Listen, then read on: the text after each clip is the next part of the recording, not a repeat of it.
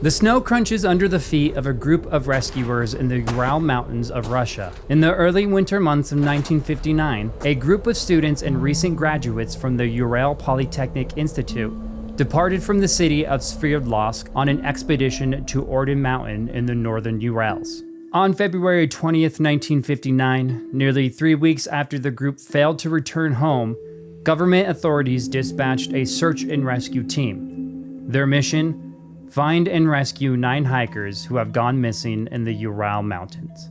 On February 26th, the rescue team finds the hikers' tent on Ural Mountain, also known as Dead Mountain in Montsy, who are a local indigenous people of the region. The tent has been cut open and is still full of the hikers' belongings. One day later, on February 27th, beneath a cedar tree, searchers noticed charred cedar boughs partially buried in the snow. The haphazard nature of the pit tells them that this was not a proper campsite. Just north of that pit, protruding from the snow, is a human knee. With the snow excavated, the searchers have found 2 bodies, not wearing jackets or pants. The bodies are also burned. The searchers have found 2 of the 9 hikers, Yuri Doroshenko and Georgy Krivonishenko. The searchers realize this is no longer a rescue mission, but a recovery mission.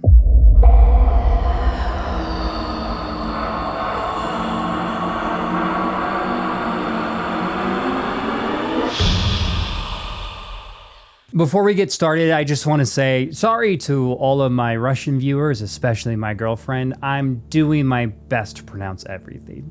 Igor Dyatlov was a student of the 5th Faculty of Radio Engineering at Ural Polytechnic Institute, or UPI. Dyatlov was famous in the school's hiking club for his technical know-how and his easy command of any situation. Dyatlov would be the leader of the group that would trek out to the Ural Mountains to complete their Grade 3 certification for mountaineering, which was the highest rank available in Soviet mountaineering. Dyatlov would be joined by Yuri Doroshenko, Zina Kolmogorova, Alexander Kolvatov, Sasha Zolotarov, Luda Dibanina, Rustik Slobodin, Georgy Krivonishenko, Kolya Thibeaux-Brignolle, and Yuri Yudin. The team ranged in age from 20 to 24, except for Sasha, who was 38. Sasha was appointed by the City Route Commission as a kind of leader for the Dyatlov group. The Sverdlovsk City Commission approved of the route, and they confirmed the group of 10 people on January 8, 1959. Making this trip in late January and early February was the absolute hardest time of the year. Temperatures recorded while they were out would dip down to -13 degrees Fahrenheit. The Ural Mountains are a mountain range that marks the physiographic boundary between Europe and Asia. They run north to south, mostly through Russia, from the coast of the Arctic Ocean to the Ural River and northwestern Kazakhstan. The 8 men and 2 women were highly accomplished, having completed numerous mountaineering expeditions into the region.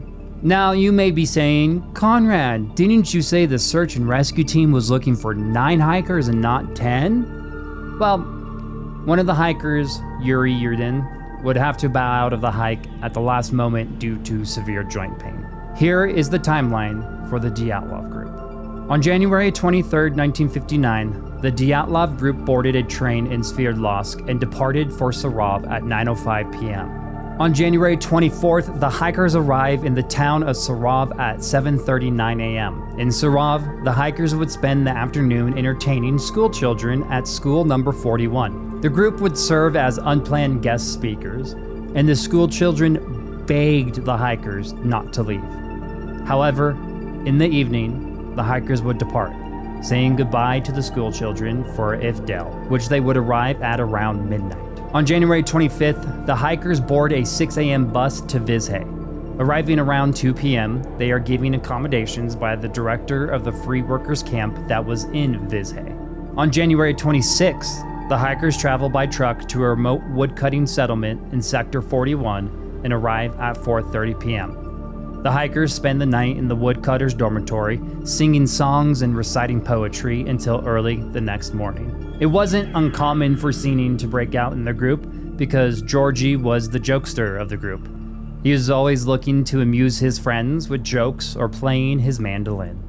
On January 27th, The hikers wait until 4 p.m. for a man with a horse and a cart to take them to another northern settlement. The hikers would end up traveling late into the night up the frozen Lazva River. On January 28, after a difficult trek up the frozen Lazva River, the Dyatlov hikers arrive at an abandoned geological site in the early morning hours. The hikers would find an empty house and sleep until daylight. This is where Yuri Yudin would say his final goodbye to his friends, as his sciatic nerve was inflamed and the pain was unbearable.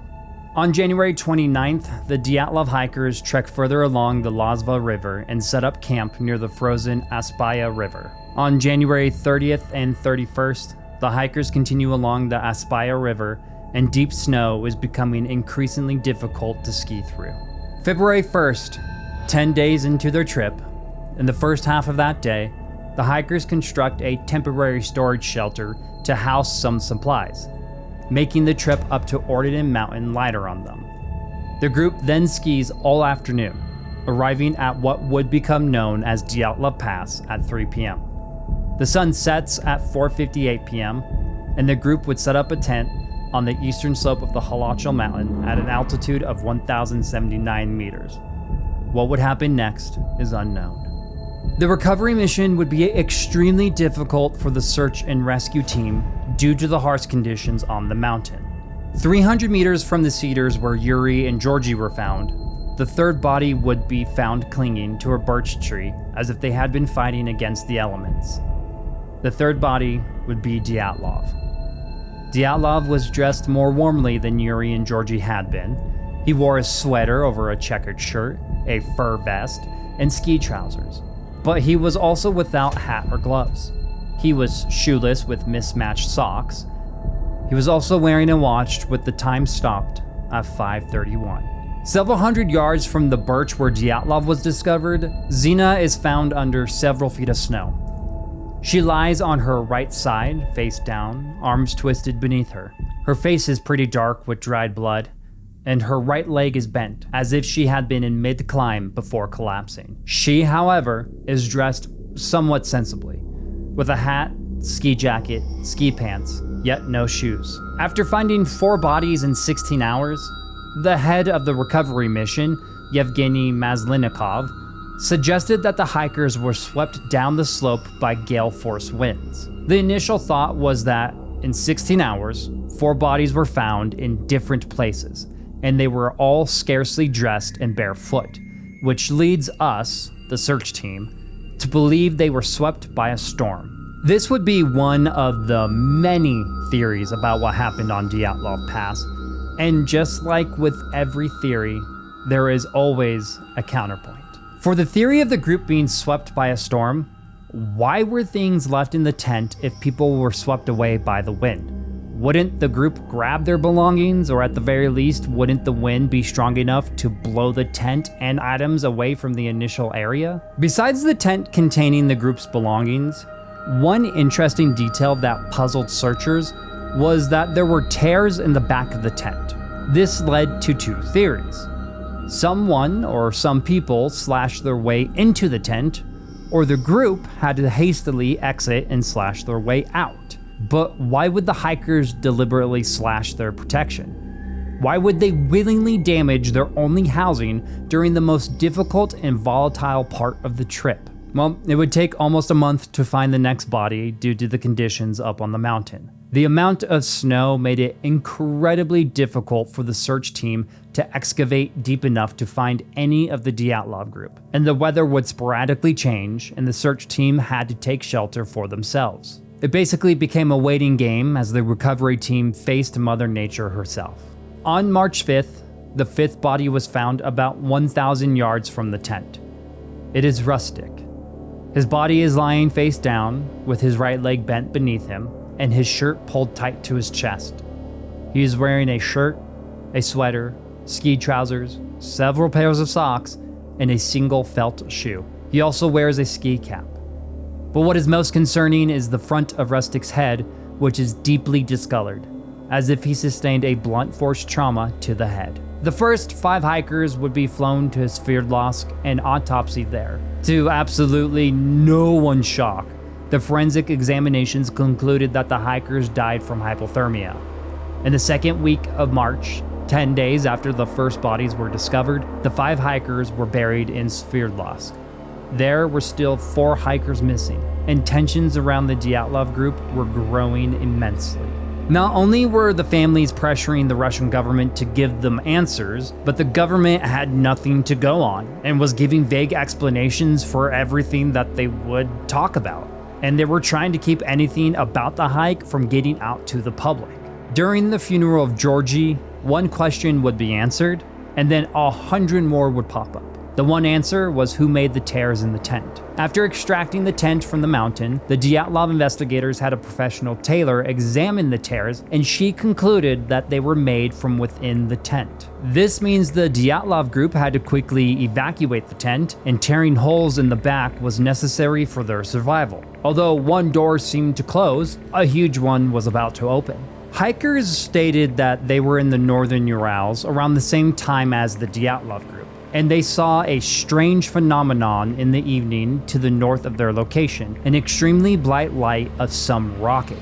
Many witnesses claimed to see a light in the sky that appeared to be a planet crashing into Earth during the Dyatlov excursion. One hiker, Vladislav Karelin, and his companions set out in February, shadowing Dyatlov's group's path along the riverbed. Karelin and his group said they saw a strange celestial phenomenon. Early on the morning of February 17th, he had been awoken by cries from hikers on breakfast duty. I rushed out from my sleeping bag and tent without boots, just in socks, stood on branches, and saw a large meteorite. It grew larger. A small star appeared in its center and also grew bigger. The whole spot moved from northeast to southwest and down. The light lasted for just a minute. One of Karelin's friends was terrified by the orb of light, and he feared a planet was about to collide with Earth. We know that the 5 hikers died from hypothermia, and that some of the hikers tore their way out of the back of the tent to escape whatever was coming their way, and that multiple people saw a strange phenomenon in the sky that was a bright light. Cue the music.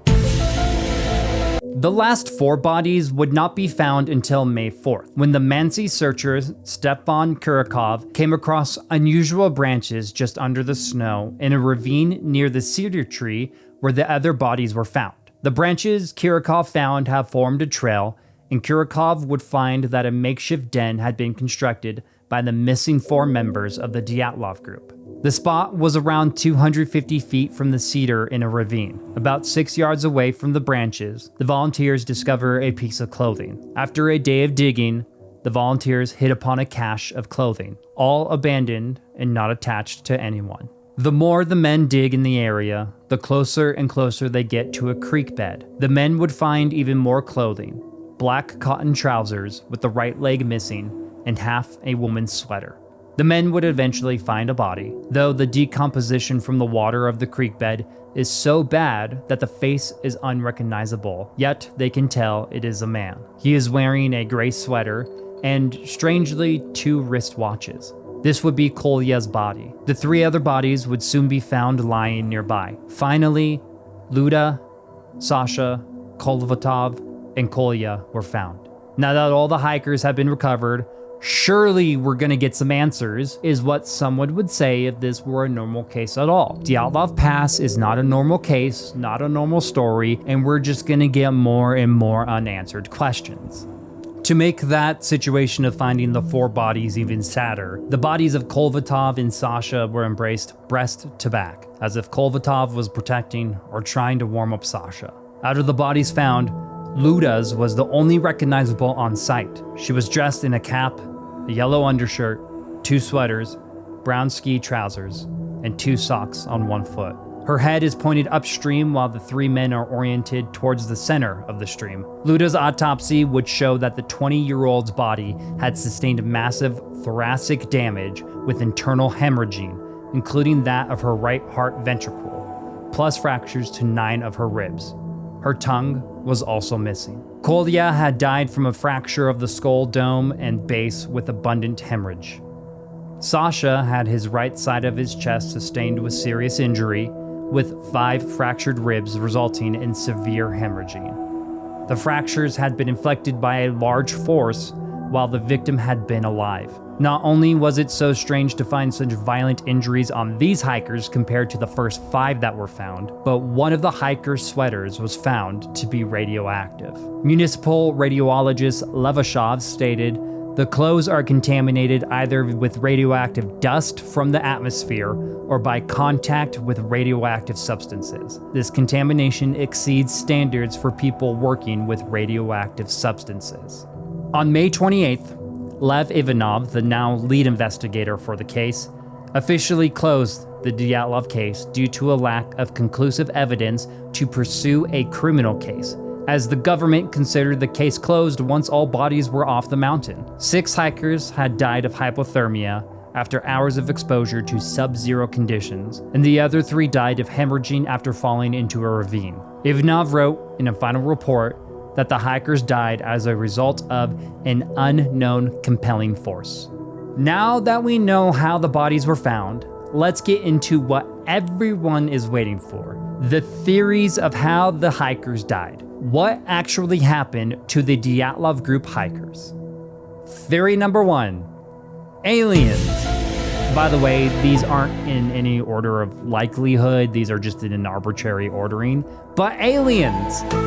It is well known that the 34th President of the United States, Dwight D. Eisenhower, made a pact with the gray aliens that would allow the grays to abduct people and study them. So aliens must have seen an easy target in the Dyatlov group and killed them. How else do you explain the strange rocket lights, the radioactive clothing, and Luda missing her tongue? The hikers must have had an alien attack, which caused them to flee from their tent in terror. If you couldn't tell, I don't believe that theory at all. You'll find that a lot of the smaller facts of the case make more sense in other theories than just aliens. There's also a Yeti theory that can be clumped in here. Apparently, Kolya photographed a Yeti. Theory number 2. The hikers were attacked by the Mansi. Though this theory was considered as one of the leading theories early in the search for the hikers, it was quickly discarded as the nearest Mansi village was 60 miles away, and they tended to stay away from Ural Mountain. Plus, the Mansi are historically peaceful people. Theory number 3, high winds. We talked about this when the original 5 bodies in the tent were found. During the Dyatlov's group's trek to the mountain, they were warned pretty consistently about the high winds on the mountain. This was a very serious theory that investigators tried to prove early on in the search, and it states that 1 or 2 persons were outside the tent when an overpowering wind caught them by surprise. Their cries roused those inside the tent to not only save them, but also cut through the tent in their haste. But why would every hiker have flung themselves to save their friend? The winds would also need to be pretty powerful, powerful enough to blow a person away, and the winds were pretty powerful at 40 miles per hour, but they would have had to be at least 74 miles per hour at the very least. Plus, the tent was still rooted when found. Theory number 4, armed men. Either Soviet or escaped prisoners led the hikers to their death. Back in 2012, Yuri Yudin, the sole survivor of the Dyatlov group, believed that their group was attacked by armed men. He would say that it was people who came with guns because they were the hikers in an area they shouldn't have been, or they saw something they shouldn't have seen. Essentially, armed men with guns forced the hikers out to make a scene that would confuse everyone when found. Luda had her tongue cut out as a form of punishment for speaking out. She was a very headstrong woman after all, and she probably stood up for the group against the armed guards. To go along with this theory, Luda carried a charm hedgehog everywhere, and the charm wasn't found on her body, so one of the armed men must have taken it. It's kind of weird, for lack of a better word, to disprove Yuri's theory, as he was part of the group, but Luda's hedgehog was found at the camp, and there was no evidence of her tongue being cut out at all. Luda's tongue can be blamed on decomposition, and no other tracks were found at the site, and no escaped prisoners were reported at all. Theory number 5. The Dyatlov group was caught in a weapons test. In a 1990 letter to the Lenensky Put newspaper, Lev Ivanov, the guy who closed the Dyatlov case and was the last lead investigator, revealed that the Regional Communist Party committee had instructed him not to pursue the connection between the hikers and the lights. Ivanov fully believed that someone wanted to demonstrate power, and they did it by killing the hikers. He wouldn't necessarily say that the orbs of light everyone reported were weapons, but he would just say that they were energy bundles unexplained by modern science.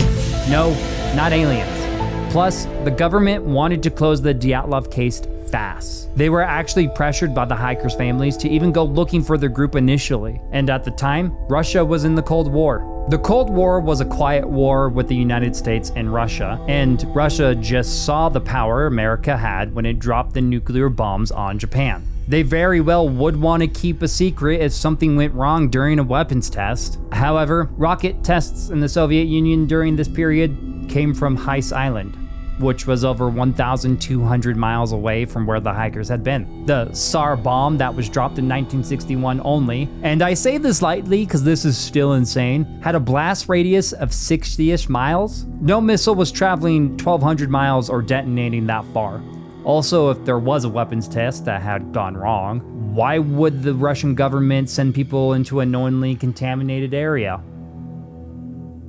Okay. So these next two theories are going to be lumped together because depending on who you talk to, these are the two most scientifically likely scenarios, and both have been proven. One was proven in 2013, and the other was actually said to be the real answer to the Dyatlov Pass incident back in 2022. One of these theories may actually be the answer. Theory number 6, infrasound. Infrasound is a sound below the range of human hearing. The frequency of sound is measured in hertz, and the infrasonic range includes all sounds below 20 hertz and can propagate over long distances. The first infrasound was recorded in 1883 when Krakatoa, a volcano in Indonesia, erupted, and it was detected over 10,000 kilometers, roughly 6,200 miles away in London. There are many geophysical phenomena that generate infrasound, such as thunder and earthquakes. In 2003, London researchers looking into the symptoms of infrasonic wave exposure hid an infrasonic cannon in the back of a concert hall in South London. An audience of 750 people was then asked to sit through 4 similar contemporary pieces, unaware that 2 of them emitted infrasonic waves. 22% of the people reported feeling chills and other strange feelings of uneasiness, sorrow, nervousness, revulsion, and fear during the infrasonic portions. There is also a phenomenon called the Kármán vortex street, which are linear chains of spiral eddies that form in places where fluid flow is disturbed by an object. In the aerodynamics of weather phenomena, air vortices, or small tornadoes, are created when wind of a certain speed hits a blunt object of a particular shape. These destructive vortices are sometimes accompanied by the danger of infrasonic frequencies.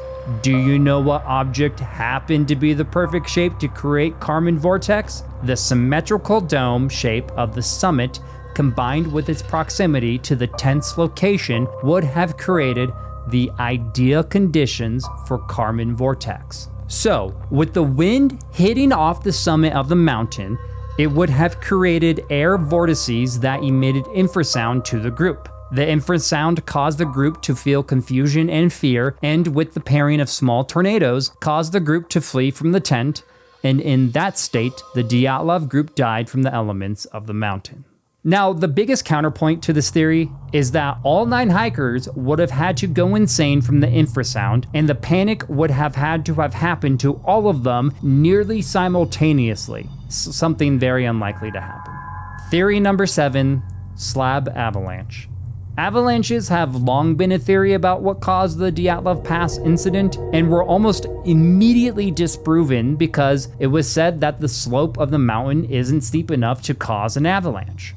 There were also no records of an avalanche occurring on Halachal Mountain. Plus, the tent was found largely intact and secured to the ground.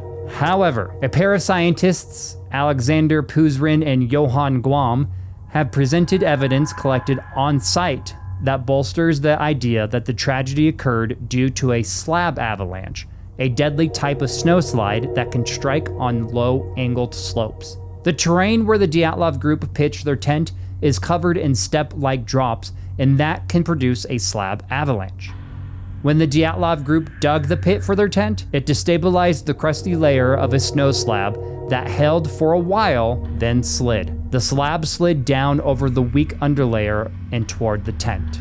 This is a theory of what might have happened the night of the Dyatlov Pass incident. The group ran from the avalanche or infrasound and were separated early. It was completely dark out and in a panic got lost. Georgi and Yuri were found under the cedar trees trying to start a fire to keep warm. They eventually were overtaken by hypothermia and were left in a state of confusion caused by the hypothermia. The boys were found burned, and this was due to them not even realizing they had fallen into the fire trying to keep warm. Kolvatov, Kolya, Luda, and Sasha head in the opposite direction. Without warning, the group falls into a ravine and tumble onto rocks. It's said that possibly one of these 4 hikers were conscious enough to go looking for the other 5. When they found the bodies of Yuri and Georgi, they ripped the clothing off of them to try to keep warm, and that's why they were found with ripped clothing. Dyatlov, Rustic, and Zina remained the closest to the tent, but got separated as well. Dyatlov settled into a tree-lined ravine where he succumbed to the final stages of hypothermia. Rustic falls on some stones and fractures his skull and loses consciousness. Zina also injures herself on stones and eventually dies of hypothermia. To this day, it is still uncertain what happened to the Dyatlov hikers. After the slab avalanche theory was said to be the definitive answer to the mystery, some still denied it. Yuri Yudin would die in 2013 at the age of 76 and would never know what happened to his friends.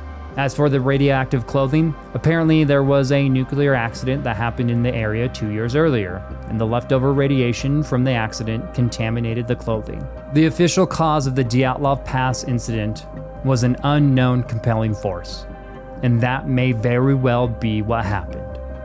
Let me know what you think happened to the Dyatlov group. I'd love to hear all your thoughts. Thank you everybody for watching this beefcake of a video. I'm Conrad Iacobellis, and I hope to see you in the next mystery, or paranormal case, or true crime. I kind of pick these things out of a hat, really, to see what I'm doing next.